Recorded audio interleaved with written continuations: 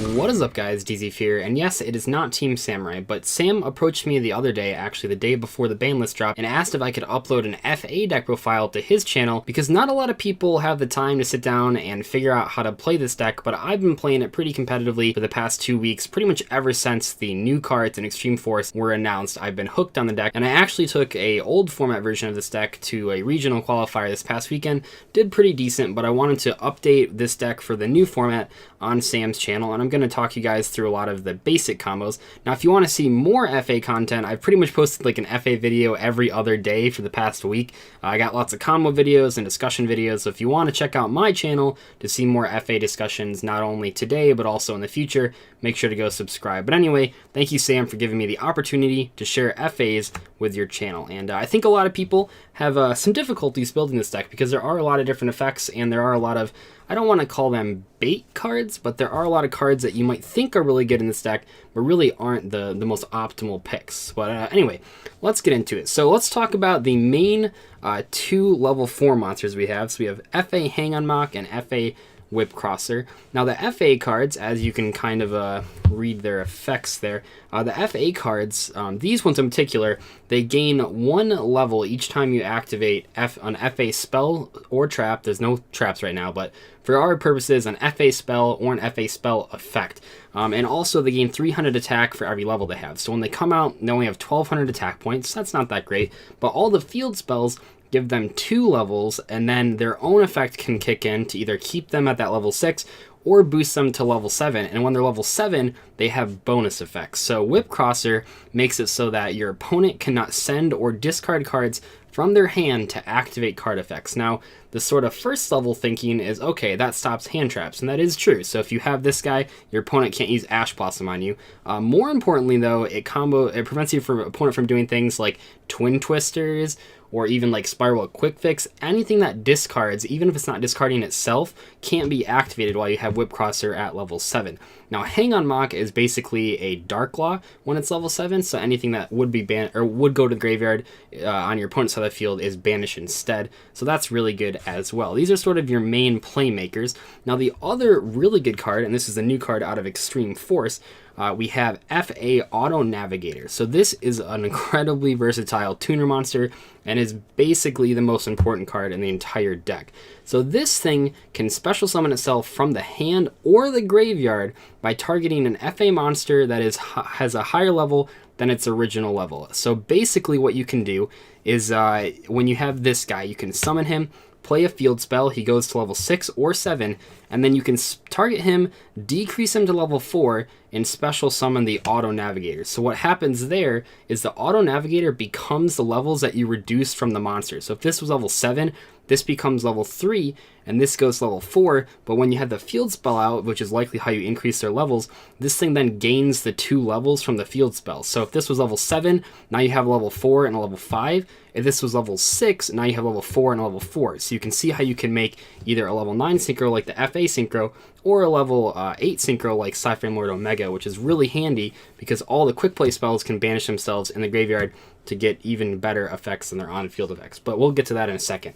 Auto Navigator also searches a field spell when it's summoned, so you can keep up your advantage. So this is the only FA monsters we're actually playing. Unfortunately, the original FA level 4 monster that's not Hang on Mock is pretty bad, and the level 6 FA monster, while it is good to special summon from the deck, it's not that good to draw, so we're not going to play it. At the moment, this deck really doesn't have any like Garnet cards, so that's kind of cool. But these are like your main FA cards, and the FA spells are incredible as well. But we'll get to those in a second. So that's sort of our 9 FA monsters.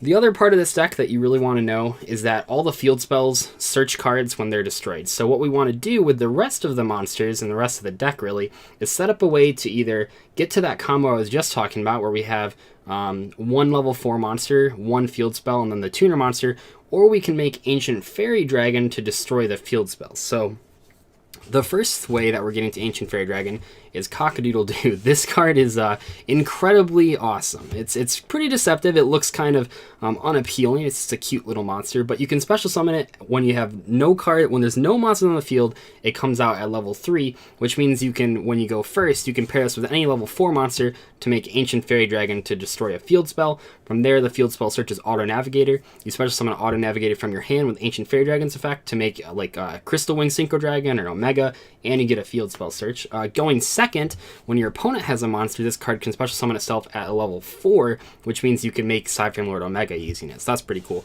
This card's very, very important. The other sort of crazy engine I'm playing is actually Zodiac's. So Zodiac Barrage is an incredible combo starter, as is Cock-a-doodle-doo, for the reason that it doesn't require your normal summon and can destroy the field spell. So Zodiac Barrage has a whole bunch of combos where if you just have Barrage and a field spell, or Barrage and a field spell on like the tuner, or Barrage and a field spell on like level 4, you can do some pretty like nutty stuff actually. Like it's actually the most unfair part of this deck. So the only Zeus we're playing is Thoroughblade. The only reason we're doing that one instead of any of the other ones is because if you drew like 2 Barrage or Barrage Thoroughblade, you can then Barrage Special Thoroughblade to get the other one out of your hand to get a free draw.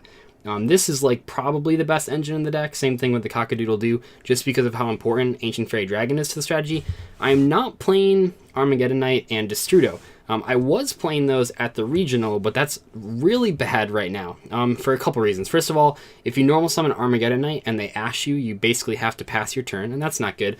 But more importantly, Destrudo is so terribly positioned against the Trick Stars that are all over the place, because you take 4,000 damage to summon it, so these are a lot safer. So basically, the most optimal hand would be like Cock-a-doodle-doo, Zodiac Barrage, a field spell, and then a level 4 monster and the tuner monster, because what that means is you can attempt to summon an Ancient Fairy Dragon without even using your normal summon, and if they stop it, then you still have your regular combo using the FA cards in your hand. But we are playing Zoo, and they're very successful. I was pretty surprised by that engine, but it's pretty good. Actually very good. For the hand traps, yes, we were playing 3 Ash Blossom. This deck does a lot of drawing, so you definitely want hand traps. Now, if you can't quite afford Ash Blossoms, you could play Ghost Ogre if you wanted to. Even Effect Failure, I think, is very good right now. I was siding Effect Failure at the regional. That card's pretty well positioned, so Effect Failure is probably the most budget option, but I'd probably shoot for Ghost Ogres if you can, and Ash Blossoms especially if you have them. But I understand that like most of this deck is pretty budget, so if you're trying to stay on a budget, obviously don't play this card, but it is pretty much too good not to play if you're trying to play competitively. That is it for the monsters. Now let's talk about some spells. So we are playing 3 copies of FA City Grand Prix and 3 copies of FA Off-Road Grand Prix. These are the best field spells for a couple reasons. So there is one original field spell, but we're not playing it. The City Grand Prix is the new one.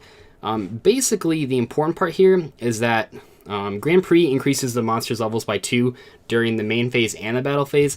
Off-Road Grand Prix increases them by 2 during the main phase, where the old field spell, the original one, only increases them by 2 during the battle phase, and that's not very helpful because we're trying to combo off in the main phase, not waiting around for the battle phase. Now, Off-Road Grand Prix has a bonus effect. Well, they both have the bonus effect of when they're destroyed, you get to search for any FA card, which is pretty crazy. But Off-Road Grand Prix, when your opponent destroys a FA monster by battle, they have to discard a card. So that's pretty cool. But City Grand Prix is really crazy because while it's on the field, FA monsters can't be targeted by card effects. And that's just like super tough for your opponent to get over. Because then like, I mean, even if you just think of not even really like a huge combo, but if you just have FA Hang On Mock in City Grand Prix, you normal summon this, you activate this, make him level 7. Now you have a normal summonable Dark Claw that's 2100 attack that can't be targeted by card effects. And also Hang On Mock has a continuous effect that your opponent, it's unaffected by a monster whose original level is lower than this card's current level. So it's unaffected by anything lower than level 7. And that's actually just enough to win some matchups if you think of like Light Swarms or any other graveyard-based strategy. But we are playing these 3. That seems to work. You're also going to be playing 3 Terraforming to search them. One of the problems with this deck is that when you get going, sometimes you do have a lot of different field spells in your hand. That's mostly fine, but they can kind of clog. You don't really want to play more than this. You could maybe consider a set rotation, but I found that just the Terraforming is enough to have it go off. You really just want to open like 1 field spell to get your combo going. Moving on, we have the reason I picked up this deck in the first place, both FA Pit Stop, which isn't a new card, and FA Test Run, which is a new card. So these cards are ridiculous. Like, Auto Navigator really keeps the deck together, but if these cards didn't exist, there'd be no reason to play it. So Pit Stop, this card is basically an Upstart Goblin on the first time you use it, a Pot of Greed the second time you use it, and a Card of Demise with no drawback on the third time you use it. And then also it has a graveyard effect that's you banish it during your main phase as a Monster Reborn. So that's pretty good, obviously. So you get some really free draws and you cycle back with Cypher Lord Omega. And then we have FA Test Run. When you activate it, it's a non-targeting Regeki break, basically, without the discard, so that's really powerful. So if anything your opponent has can't be targeted, you can FA Test Run and get rid of it. And then in the graveyard, it's a Zodiac Barrage, so you can banish it to pop a face-up card, and then special summon FA from the deck. Obviously, you're meant to pop the field spells and get those search effects going. So these cards are really good, great disruption tools, great way to dig through your deck, and yeah, those are pretty insane. So definitely want to cycle those through with Cypher Lord Omega to keep using their effects every single turn. We also have 3 copies of Zodiac Barrage. Pretty unsurprising. This is like the main card you want to draw with the Zoo Engine. I think most of you know what this does. We don't play any of the Zoo Exceed monsters, but it's really just to get the level 4 monster on board and to destroy the field spell so we can search Auto Navigator. We are playing 2 copies of Pot of Desires. You could probably play 3 if you wanted to. I know a lot of people don't like this card, but in this deck it's particularly useful because Whip Crosser makes it so your opponent can't Ash Blossom this, so it almost always goes off without being stopped, which makes it very valuable in this deck. And also we don't have any Garnet cards, so there's nothing really bad to banish. As long as you have access to 1 Auto Navigator and 1 field spell, you're pretty set. We are playing 2 copies of MST. I like this card more than Cosmic Cyclone in this deck because if you're in a bad spot, you can MST your own field spell to search a card, and that's actually pretty good when it comes up. Sometimes you just need that 1 extra search, and in a lot of cases, the MST can get you there. We are playing for the Saki one-ofs, 1 Monster Reborn, because it's back now, 1 Soul Charge, which you pretty much just win the game if you draw it, 1 Regeki, because this deck really does struggle with sort of board wipes. We can make Black Rose Dragon, and that's about it. We have really good spot removal, but as far as if your opponent has a huge board, it can be kind of tough. So we play the 1 Regeki, and then 1 Foolish Burial, pretty much only for getting the Auto Navigator engraved because it's so important. So this is like your 4th copy of Auto Navigator. So that's the main deck. It's pretty streamlined. We're not playing Marshalling Field. That card is just way too slow. We're not playing Limiter Removal. I suppose you could side it if you wanted to when you're going second. I'm trying to think what else other people play in this deck. Metal Foes, I feel, are just inferior to the Zoo Engine. They take up way more spots and are really susceptible to your opponent flipping Wavering Eyes, and that's actually pretty possible that they could have it because Magicians are so popular. But I think that's definitely like the best build right now. So anyway, into the extra deck, we have 2 copies of the Synchro monster. So it's level 9, so I already kind of went through the combo to get to it, and this card's pretty crazy. So it has the same level increasing effect as the level 4 guys, as well as the attack effects. So when you originally bring it out at level 9, it has 2700 attack, but then you'll likely have a field spell out, so it's actually level 11, so it has 3300 attack, and when it's level 11, it can't be destroyed by battle or card effects. What that means is that when you summon this and you have City Grand Prix, it's a level 11 monster, so it has 3300 attack, it can't be destroyed by battle or card effects or targeted because of the field spell, makes it very hard for your opponent to get over. And then if it's level 13 or higher, which is definitely pretty possible, you can once per turn just Monster Reborn an FA from your graveyard, including itself. So if you make 1, it dies, and then you make another, you can bring back the other one, and things get pretty ridiculous at that point. We also have 2 copies of Cypher Lord Omega. We really want to shuffle back those quick play spells as much as possible. We also have 1 copy of Crystal Wing Synchro Dragon.